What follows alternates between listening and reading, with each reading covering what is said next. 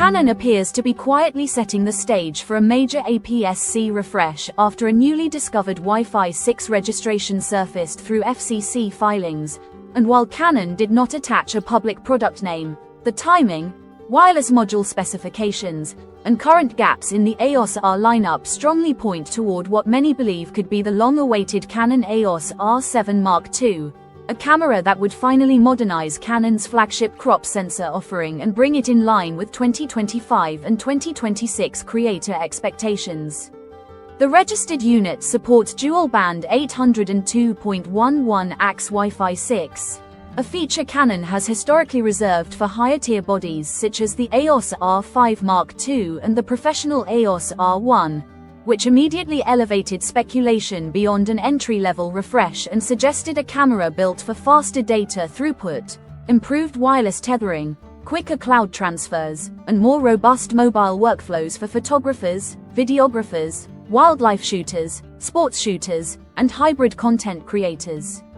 When this wireless detail is cross-referenced with Canon's release cadence, it becomes increasingly clear that the APS-C segment makes the most sense, especially considering that the original EOS R7 is now one of the oldest mirrorless bodies in Canon's lineup, still relying on the 32.5 megapixel sensor architecture inherited from the DSLR-era EOS 90D, a sensor that, while capable, has begun to show limitations in rolling shutter performance, video crop behavior, and sustained burst depth compared to newer stacked and backside illuminated designs from competitors.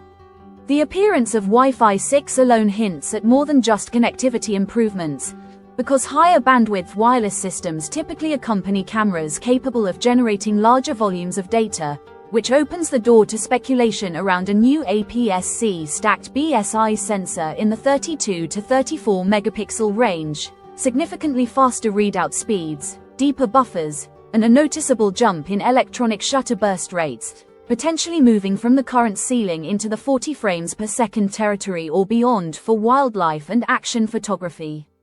If Canon follows the same logic applied to its recent high-end bodies, a refreshed DIGIC processor or an evolved DIGIC-X variant would be required to manage faster sensor output, improved subject detection autofocus, more reliable eye tracking for animals and birds, enhanced low-light AF sensitivity, and better thermal efficiency for extended shooting sessions. Video is another area where the EOS R7 Mark II would need to step forward decisively, as the original model's cropped 4K 60 recording now feels dated alongside rivals like the Sony a6700, Fujifilm X-H2, and X-H2S, all of which deliver cleaner oversampling, more flexible frame rates, and stronger hybrid performance. An updated R7 could realistically introduce uncropped 4K 120, higher bitrate internal codecs, improved rolling shutter control, and potentially even an APS-C implementation of 8K 30 if Canon chooses to scale down technology already proven in its full-frame lineup, especially as oversampling pipelines and heat dissipation strategies continue to improve. Thermal design will be a critical factor if Canon pursues higher frame rate video, as sustained recording has been a known limitation of the current R7, which suggests that internal heat management, power efficiency, and processor optimization would all need meaningful upgrades to meet modern creator demands without pushing users towards cinema-focused bodies like the C70 or C50. From a market positioning standpoint, Canon faces growing pressure in the APS-C mirrorless category, with Sony delivering class-leading autofocus performance, Fujifilm offering a smart split between high-resolution and high-speed bodies, and Nikon slowly expanding its ZDX ecosystem, meaning Canon cannot afford to reuse an aging sensor and rely solely on connectivity updates. Faster sensor readout, cleaner oversampled video, stronger in-body image stabilization, and next-generation autofocus algorithms will be essential if the EOS R7 Mark II is to reclaim attention as a true APS-C flagship rather than a mild refresh.